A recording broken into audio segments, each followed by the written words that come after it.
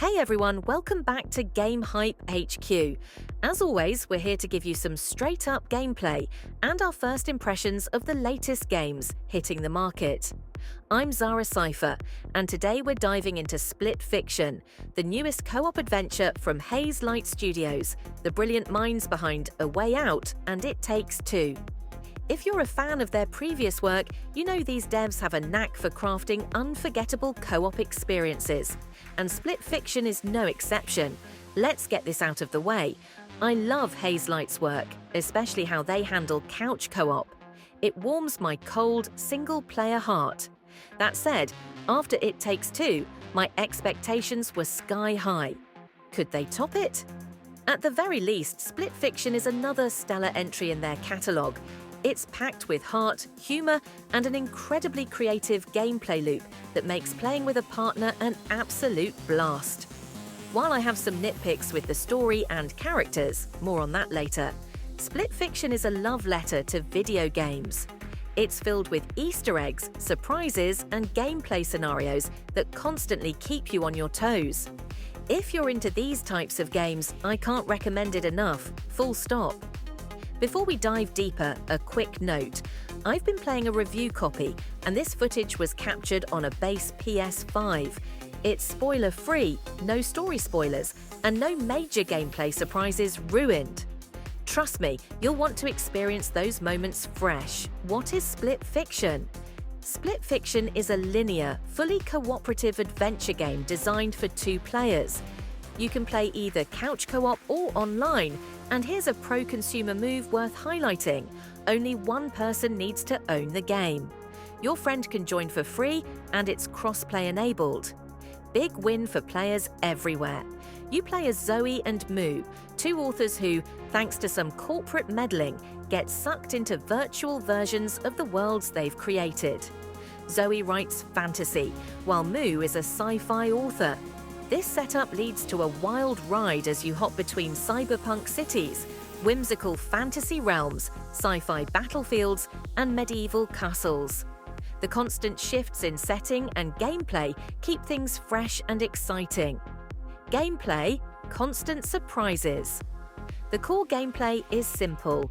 You control your character with basic moves like running, jumping, dashing, and using a grappling hook. But from there, the game layers on complexity in unexpected ways. You'll ride motorcycles, wield swords and guns, transform into different forms, and even take to the skies. The game constantly throws new mechanics and scenarios at you, and it's impressive how seamlessly it all comes together. One of the standout features is how the game shifts perspectives and genres. One moment you're solving puzzles, the next you're in a high-octane action sequence, and then you're flying through a breathtaking set piece. It's a technical marvel, and I found myself repeatedly asking, how did they pull this off? There are also optional side stories and mini-levels that you shouldn't skip.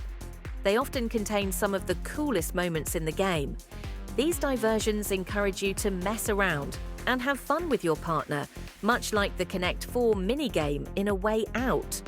Story and characters, a mixed bag. The story has something to say, and I appreciate its themes about art, creativity, friendship, and family. However, the main characters, Zoe and Moo, took a while to grow on me. Their backstories are revealed slowly, and while they have their moments, the writing can feel a bit cheesy and over the top at times. That said, the emotional beats do land, and the story goes to some interesting places. If you're a fan of Haze Light's previous games, you'll see how they've refined their craft here. They've taken feedback from It Takes Two and A Way Out and dialed everything up to 11. The result is a game that's funnier, darker, and more surprising than their previous work. Difficulty, a step up. If you played It Takes Two with a non-gamer or casual player, you'll notice that Split Fiction ramps up the difficulty. It's not brutally hard, but some sequences, like relentless boss fights, overwhelming platforming sections, and tricky puzzles, might challenge less experienced players. That said, the game is balanced well, and even if your partner struggles, they'll still have fun. The near-instant respawns and focus on cooperation over competition make it accessible, but be prepared to be patient if you're playing with someone who's not as gaming savvy. Visuals and presentation. Visually, Split Fiction is stunning.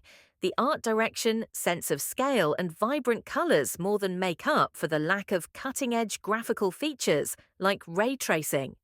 The game's ability to handle fast-paced sequences, massive levels, and constant perspective shifts without skipping a beat is nothing short of technical wizardry.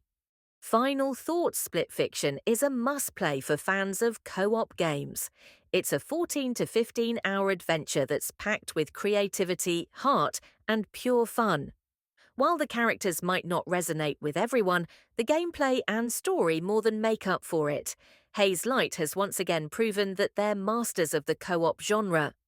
So, do I recommend Split Fiction? Absolutely.